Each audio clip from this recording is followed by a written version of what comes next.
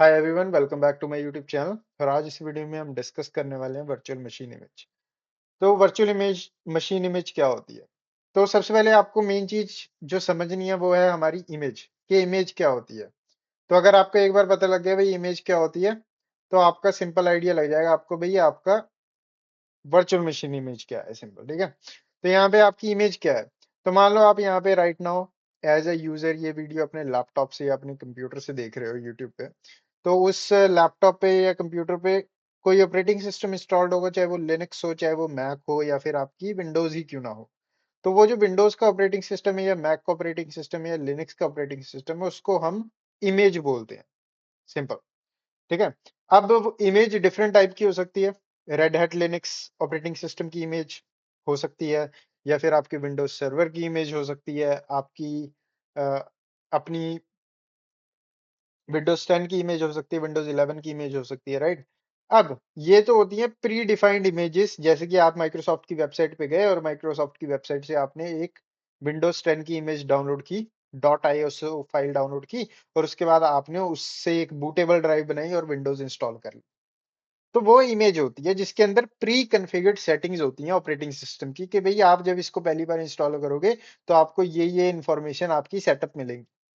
तो वो इमेज होती है, ठीक है। अब जब आप एज्योर के ऊपर मान लो कोई वर्चुअल वर्चुअल मशीन बनाते हो, तो आपको वहां पे एक सेक्शन मिलता है इमेज चूज करने का, जहां पे आप बताते हो कि भाई आपको किस तरीके की वर्चुअल मशीन बनानी है। विंडोज 10 बनानी है, विंडोज 11 बनानी है, सर्वर बनाना है, विंडोज सर्वर 2022 बनाना है, 2019 बनाना है, या वट।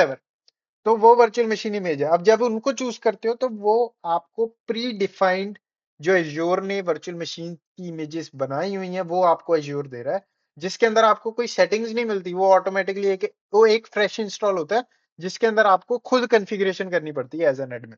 मतलब एज एन एडमिन आपके ऊपर आपको उसके ऊपर खुद सीक्वल सर्वर इंस्टॉल करना पड़ेगा, खुद कोई एप्लीकेशन या सॉफ्टवेयर सेटअप करना वो इंस्टॉल करना पड़ेगा, यूजर्स बनाने पड़ेंगे, राइट। सेटिंग्स करनी पड़ेंगी, फायरवॉल रूल्स कॉन्फ़िगर करने पड़ेंगे। ये सब कुछ आपको एज एन एडमिन खुद करना पड़ता है। तो वर्चुअल मशीन इमेज जो एज्योर पे मिलती है वो इस तरीके से होती है। पर एज्योर आपको अपॉर्चुनिटी देता है as an admin custom image बनाने की। तो जैसे कि यहाँ पे दिख रहा है, मेन हमारा जो डिस्कशन है वो है कस्टम इमेजेस का।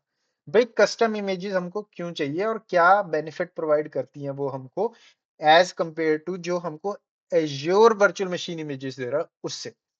सबसे पहले हमारी कंसिस्टेंसी। अब कस्टम इमेज बेसिकली क्या करती है, इंश्योर करती है कि जो भी डिप्लॉय की जाएंगी virtual machines using custom image, उन वर्चुअल मशीन पे same pre configured OS application and settings होगी। अब इसको मैं प्रॉपर्ली समझाने के लिए मैं क्या करता हूँ, यहाँ पे एक व्हाइट बोर्ड ओपन कर लेता हूँ। इसको हम डिलीट कर देते हैं। तो यहाँ पे क्या करते हैं, मान लो यहाँ पे आपने एज्योर पोर्टल पे आप गए, ये आपका एज्योर पोर्टल है, आपने लॉगिन किया, और यहाँ पे लॉगिन करने के बाद एज एन एडमिन आपने एक वर्चुअल मशीन बना दी। अब इस वर्चुअल मशीन को बनाने के बाद आपको इस वर्चुअल मशीन को एज अ सीक्वल सर्वर बनाना था, तो इसलिए आपने इस मशीन को सेटअप किया। तो जब आपकी ये वर्चुअल मशीन बन गई उसके बाद आप क्या करते हो, आप लॉगिन करते हो। लॉगिन करने के बाद आप क्या करते हो, आप सीक्वल सर्वर या फिर माइक्रोसॉफ्ट सीक्वल सर्वर इंस्टॉल करते हो, और उसके बाद उसके ऊपर सारी कॉन्फ़िगरेशन करते हो। ठीक है। एट द एंड आपको फाइनल प्रोडक्ट क्या मिलता है, आपको फाइनल प्रोडक्ट एक डाटाबेस आपने सेटअप वगैरह किया। ठीक है, ये सब कुछ आपने सेटअप वगैरह करके रख दिया। तो ये वर्चुअल मशीन आपने ये बना दी, जिसके ऊपर आपने खुद सारी कॉन्फ़िगरेशन की। अब मान लो आप कुछ ऐसी टेक्नोलॉजी यूज करना चाहते हो जैसे कि ऑटो स्केलिंग, राइट। हमने ऑटो स्केलिंग पढ़ी है जिसको हम स्केल सेट्स बोलते हैं। आपने ऑटो स्केलिंग कॉन्फ़िगर की कि भाई इन केस अगर इस डाटाबेस के ऊपर लोड ज्यादा बढ़ जाए तो एक और डाटाबेस होस्ट कर दिया जाए सेम कॉन्फ़िगरेशन के साथ। अब इसके अंदर ना शेयर्ड रिस्पॉन्सिबिलिटी होती है ऑटो स्केलिंग के अंदर।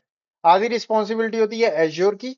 एज्योर की रिस्पॉन्सिबिलिटी ये होती है कि वो मेक श्योर करेगा वो एक नई मशीन बना के दे आपको। एज एन एडमिन आपकी रिस्पॉन्सिबिलिटी बनती है कि आप एज्योर को बताओ कि जब एज्योर नई मशीन बनाए तो वो किस इमेज को यूज करके बनाए ऑटो स्केलिंग के अंदर। ठीक है। अब मान लो आपने यहाँ पे ऑटो स्केलिंग सेटअप, मतलब आपने एक स्केल सेट सेटअप किया। वो स्केल सेट आपने एज्योर की वर्चुअल मशीन इमेज को यूज करके किया। तो उसके अंदर आपको बाय डिफॉल्ट ये डाटाबेस की कॉन्फ़िगरेशन तो मिलेगी नहीं, क्योंकि वो आपने की थी। तो उस सिनेरियो में ऑटो स्केल क्या करेगा, ऑटो स्केल एक नई ऐसी इमेज बना देगा जिसके अंदर डाटाबेस नहीं होगा। तो यहाँ पे आपकी ऑटो स्केलिंग फेल कर गई। हालांकि आपका डाटाबेस, हालांकि आपका एक नया सर्वर तो बन गया ऑटो स्केलिंग की वजह से, बट उसके अंदर आपका डाटाबेस नहीं है, तो उसका कोई पर्पस ही नहीं है, वो कोई पर्पस ही नहीं सॉल्व कर रहा।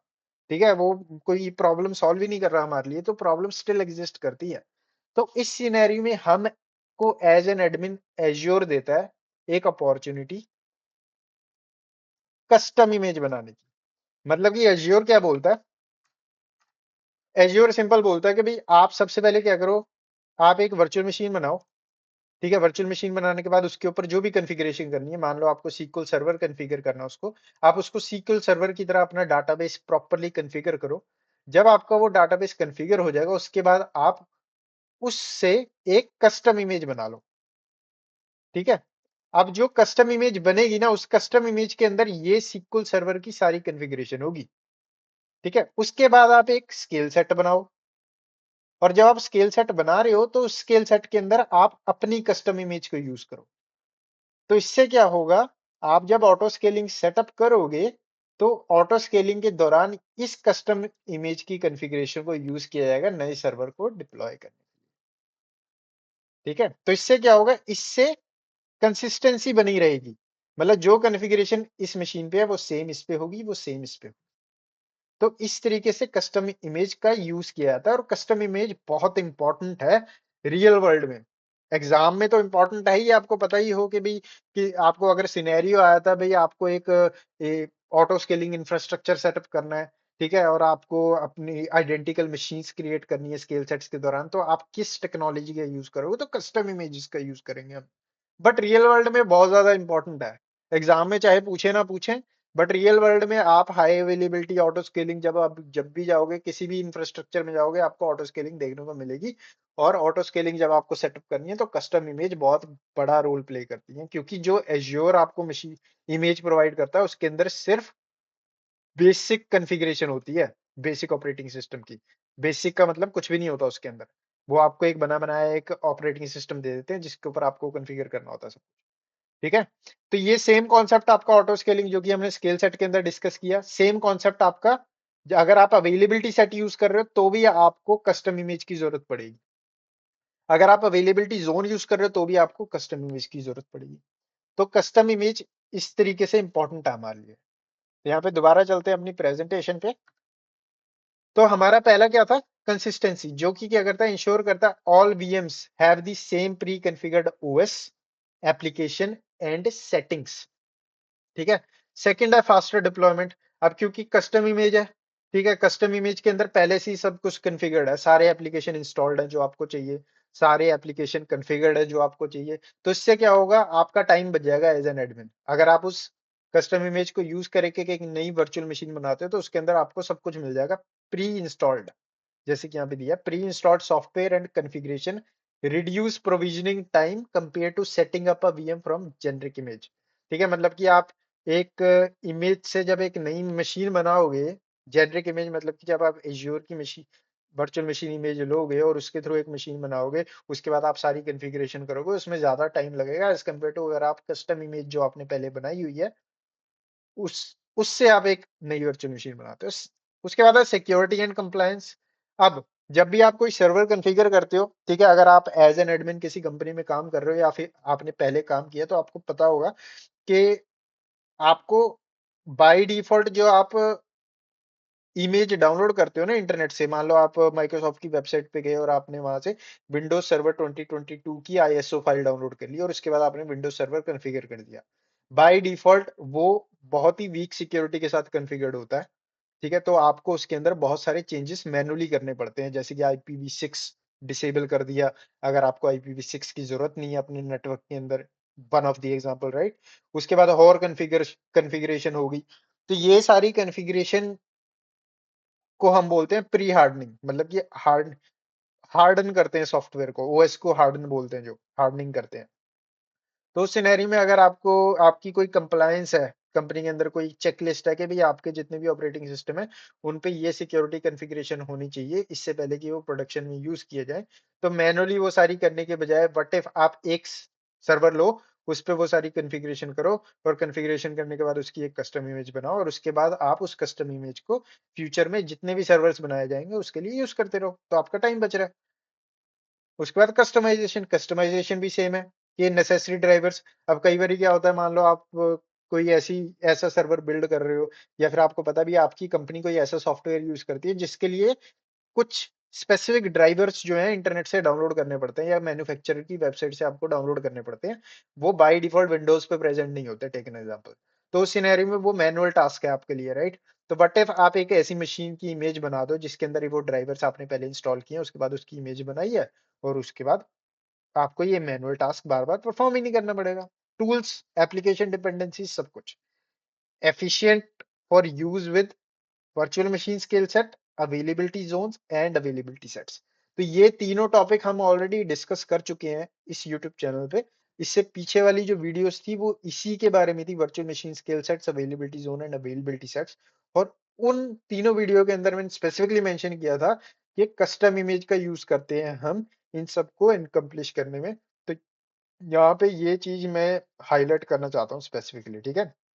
हम अगर पॉसिबल हुआ तो इस मॉड्यूल के एंड में एक वीडियो बना दूंगा मैं जिसके अंदर एक मिनी प्रोजेक्ट करके देखेंगे हम, जिसके अंदर हम ऑटो स्केलिंग सेटअप करने की कोशिश करेंगे यूजिंग कस्टम इमेज, और लोड बैलेंसर भी लगाएंगे उसके फ्रंट में, ताकि आपको एक बेसिक आइडिया मिल जाए कि भाई रियल वर्ल्ड का इंफ्रास्ट्रक्चर कैसा दिखता है। अब बिल्कुल डिट्टो तो नहीं बना सकता मैं, बट आपको काइंड ऑफ एक फील दे सकता हूँ, राइट। तो वैसी चीज हम कोशिश करेंगे। नेक्स्ट, हमारे पास दो टाइप की कस्टम इमेजेस होती हैं। पहली होती है हमारी स्पेशलाइज्ड इमेज, दूसरी होती है हमारी जर्नलाइज्ड इमेज। स्पेशलाइज्ड इमेज क्या होती है? स्पेशलाइज्ड इमेज होती है कि मशीन स्पेसिफिक डाटा, ठीक है।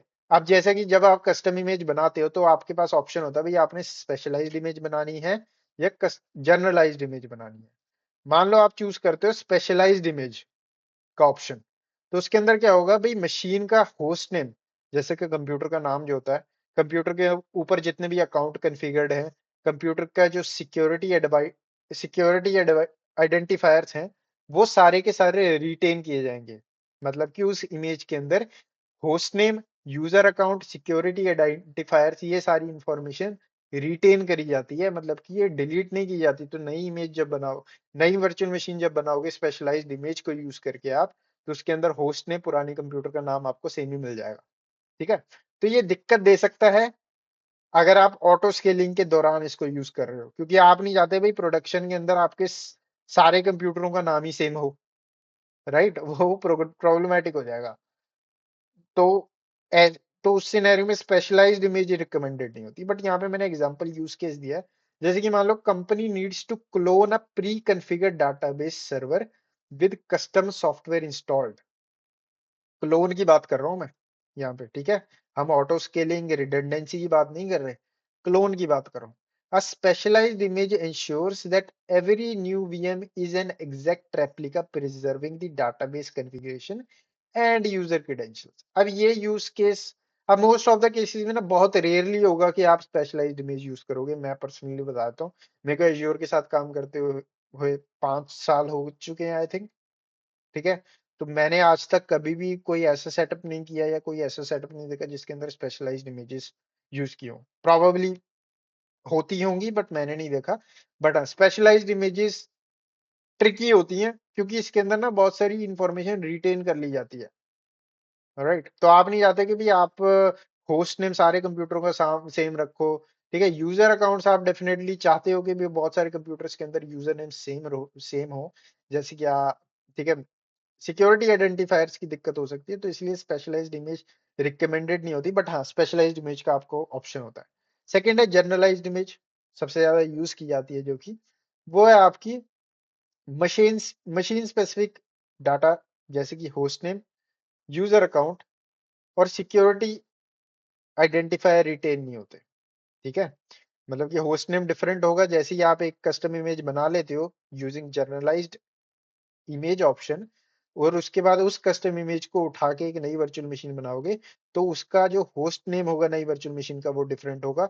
उसके ऊपर जो यूजर अकाउंट बनेंगे वो आपकी पुरानी इमेज से नहीं आएंगे, और सिक्योरिटी आइडेंटिफायर भी नहीं आएंगे। एग्जाम्पल यूज केस आपका है वर्चुअल मशीन स्केल सेट, ठीक है, इंश्योर करता है, जैसे कि बेसिकली यहाँ पे क्या बोला हुआ है, यहाँ पे ऑटो स्केलिंग की बात की हुई है मैंने। A company needs to deploy 100 identical VMs in a scale set, ठीक है। तो उस सिनेरियो में, या फिर आपको चाहिए कि भाई आपको 10 वर्चुअल मशीन बनानी है, आपको स्किल सेट वगैरह या फिर अवेलेबिलिटी सेट वगैरह ऐसा कुछ नहीं करना, आपको 10 वर्चुअल मशीन बनानी है जो कि लोड बैलेंसर के पीछे रखनी है आपको, ठीक है। तो उस सिनेरियो में आपके लिए इजी टास्क होगा कि भी आप जनरलाइज्ड इमेज का यूज करके सिंपल अपनी डिप्लॉयमेंट कर दो, आपके बहुत सारे घंटे बच जाएंगे एज कम्पेयर टू आप मैनुअली करने लगे। यहाँ पे एग्जांपल यूज केस लियो है, ठीक है। मान लो ये बेसिक इंफ्रास्ट्रक्चर है वेबसाइट का, ये आपका लोड बैलेंसर है, ठीक है। यूजर आपके हिट करते हैं इस लोड बैलेंसर पे, और लोड बैलेंसर का काम है इक्वली तीनों मशीन्स पे ट्रैफिक को डिप्लॉय करना, और ये तीनों मशीन्स आपकी कस्टम इमेज का यूज करके बनाई गई है। अब कस्ट मतलब कि ये किस तरीके से किया गया सेटअप, ये अब यहाँ पे मान लो आपका इंफ्रास्ट्रक्चर का सेटअप कुछ ऐसा दिखता है जैसे कि यहाँ पे दिखा है। अब ये सेटअप एज एन एडमिन अगर मैंने किया तो मैं कैसे करूंगा इसको। तो मैंने सबसे पहले क्या किया, मैंने सबसे पहले एज्योर पोर्टल पर लॉग इन किया और एक वर्चुअल मशीन बना ली। उस वर्चुअल मशीन के ऊपर मैंने अपनी वेबसाइट कॉन्फ़िगर कर दी प्रॉपर्ली, सारी कॉन्फ़िगरेशन, ठीक है। जो भी कॉन्फ़िगरेशन जरूरी थी मेरी वेबसाइट के लिए सब कॉन्फ़िगर कर दी। एक बार मेरी वेबसाइट पूरी कॉन्फ़िगर होगी, उसके बाद मैंने एक कस्टम इमेज बनाई उसकी, जर्नलाइज्ड वाली, ठीक है। कस्टम इमेज बनाने के बाद मैंने अवेलेबिलिटी सेट चूज करने थे तो अवेलेबिलिटी सेट चूज कर लिए, अगर स्केल सेट चूज करने थे स्केल सेट चूज कर लिए, जो भी ऑप्शन चूज करना चाहता था वो चूज किया। और जब भी आप अवेलेबिलिटी सेट या स्केल सेट बनाते हो तो उसके अंदर आपको इमेज बतानी होती है, भाई किस इमेज को यूज करके आप इन अवेलेबिलिटी सेट या स्केल सेट बनाने वाले, तो उस इमेज के अंदर मैं अपनी ये वाली कस्टम इमेज को चूज करके डिप्लॉयमेंट कर दूंगा। और इस सिनेरियो में डिप्लॉयमेंट मेरी कुछ ऐसी दिखेगी। अब अगर ऑटो स्केलिंग लगी होगी तो नई जो मशीन बनेगी उसके अंदर प्री कॉन्फ़िगर्ड sharmaiti.com की वेबसाइट होगी, और अगर अवेलेबिलिटी सेट होंगे तो उसके अंदर भी सेम ही तरीके से कॉन्फ़िगरेशन होगी। तो इस तरीके से हमारा एग्जांपल यूज केस ये होता है। तो ये वीडियो हमारी थ्योरेटिकली थी, ठीक है। वीडियो ज्यादा लंबी ना हो जाए तो इसलिए मैं यहाँ पे प्रैक्टिकल नहीं दिखा रहा। नेक्स्ट वीडियो में हम प्रैक्टिकल देखेंगे कैसे हम एक कस्टम इमेज बना सकते हैं। तो वीडियो को लाइक करें, चैनल को सब्सक्राइब करें। मैं मिलता हूँ आपको नेक्स्ट वीडियो में।